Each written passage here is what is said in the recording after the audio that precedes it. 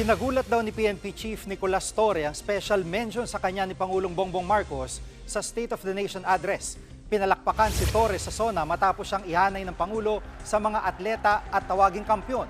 Gumawa ng ingay ang hepe matapos kumasa sa hamon umanong suntukan ni Davao City Acting Mayor Baste Duterte. Hindi sumipot si Baste kaya winner by default si Torre sa charity fight.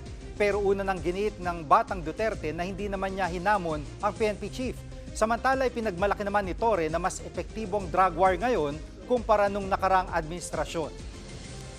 Oh yeah, six times. Ang dami nung confiscation ngayon ng shabu on the same period compared to the previous administration. Magkaiba. Mas effective tayo ngayon. Definitely. I'm very, very sure of that. Mga kapatid, Jig Manikad po, pagdating sa mahalagang balita sa loob at labas ng bansa, dapat una sa lahat, mag-follow at mag-subscribe na sa social media pages ng News 5.